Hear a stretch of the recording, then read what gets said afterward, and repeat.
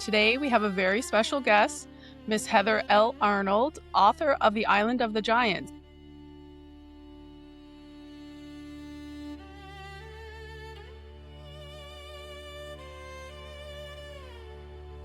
The Lost Race of Giants of Aruba, Curacao, and Bonaire, which explores ancient giant remains, elongated skulls, and suppressed history on the Caribbean islands. I'd also like to introduce Jason Shaman. There's some places where it naturally overlaps, so I'm just excited to learn more about her work and just see what comes of this. And I'm grateful to be here, guys. Thank you. I've been researching the giants of the Caribbean, particularly regarding Aruba, Bonaire, and Curacao. For about now, it's going on maybe 17, 18 years.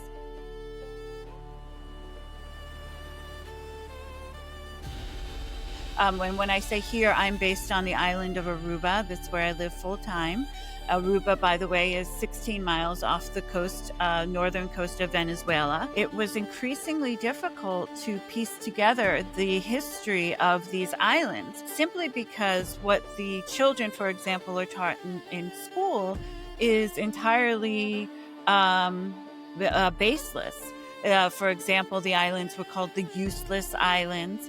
And then I realized, wow, that's very strange. You know, why would they be called the useless islands? There's gold here. There's semi-precious stones, crystals, so many important things for a society. So many wealths of the islands that I was thinking, now there's got to be some sort of cover-up.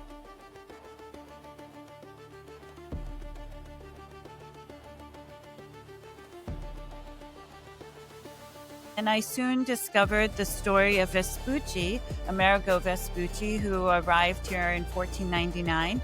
And I was reading his notes on his trip here and the letters that he wrote about the time that he spent in Aruba and how he named these islands, at that time just Aruba and Curacao, because that's all that was known of at that time. He named them the Islands of the Giants. And it was from that moment forward that I realized, this is it. This is why there's a cover-up. You know, whenever there's giants, there's some sort of cover-up. And so I really began to delve into it, and more evidence came out to me. And through archaeological, everything I report on is from the archaeological record.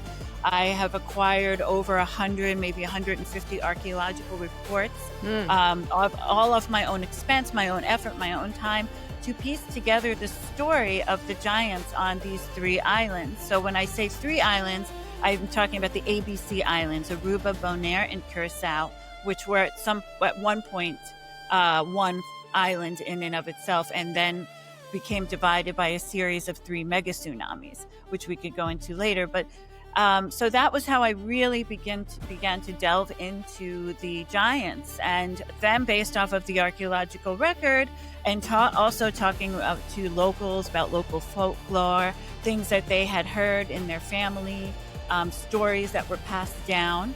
And that coupled with the megaliths and the monoliths that exist, particularly in Aruba, it's pretty amazing.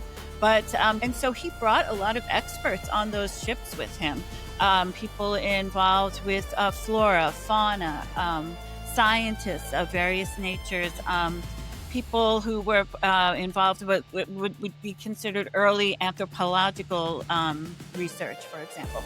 And so he was writing down and documenting everything he was seeing across his travels. He had just been, I believe, I don't know, but I believe over the islands off of the coast of Venezuela, right before he had come to Aruba. And he had seen a human on a spit being turned around and eaten by the people there. And he had just seen that the day before, but his interaction with the giants was one that caused him so much fear and panic that he said he felt he was going to die that day, that when he interacted with the giants. So that was very intriguing to me, because he was more fearful of these giant statured humans